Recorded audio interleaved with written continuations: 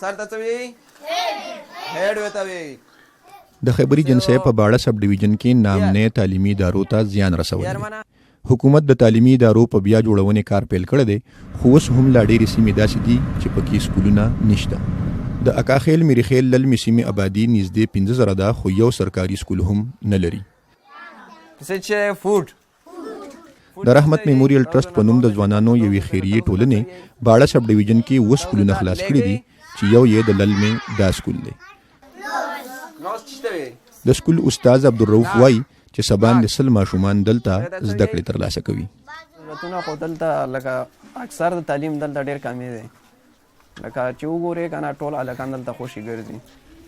نو مونږ دلته RMT ته ووایي چې یاره دلته مونږ ته یو اداره داسې کولاو کوي چې هغه تاسو په مدد سره مونږ ته دلته یو اداره کولاو شي، نو هغه مونږ ماشومانو ته څه وښیو، څه زده کړي، یعنې مخکې په ترقۍ باندې لاړ شو. مونږ د علاقه لکه ډېره پاسمان د علاقه ده، تر اوسه پورې خو سره تعلیم لکه څه اپریشن وي هغه وو، نو هغې په وجه سره مونږ ډېر وروسته پاتې شوي یو.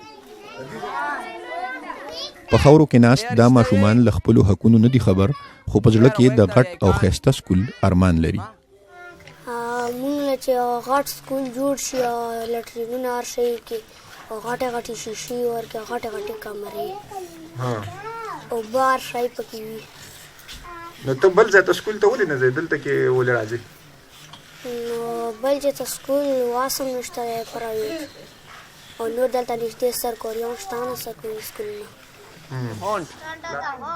هونډ چې شته وي د باړې په پوره سب ډیویژن کې د جنکو یو هم ډیګري کالج نشته.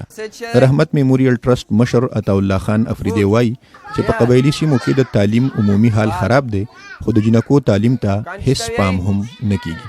مطلب ډیګري کالج نشته. دا ډیګري کالج ډېر مست دی. مطلب موږ 2 ځله های کورټ کې هم دایر کوو چې موږ ته ډیګري کالج راوړی. یو قبایل سړی وځي های کورټ باندې ته ایجوکیشن اخلي، زه ماته چې ماته ایجوکیشن راکړه، زه ایجوکیشن اخلم، رایټ مې راکړه. فاړه سیکرټریټ ته هغه وایي چې نه ما سره پیسې نشته، زه نشم درکولی. و زه های کورټ ته ځم چې ماته ایجوکیشن راکړه، زه په های کورټ باندې زه یو تعلیم حق اخلم. د ډېر یو هغه خبره ده، مطلب د افسوس خبره ده زموږ دپاره. موږ ته ایجوکیشن راکوي نه، ایجوکیشن موږ ته فیسیلیټي راوړي، بالکل ځي به قبایل به بالکل تعلیم کوي او ټول نه مخکې به ځي انشاءالله. ټیلنټ دی کې د سیفران وزیر عبدالقادر بلوچ تر مخه په 2015 کال کې یوازې په شمالي او جنوبي وزیرستان او خیبر ایجنسۍ کې 360 سکولونه د ناامنۍ له وجې وران شوي دي، خو له دې پرته په قبایلي سیمو کې داسې کلي هم شته چې لا تر اوسه پکې له سره سکول جوړ شوی هم نه دی. زلان یوسفزی، مشال ریډیو.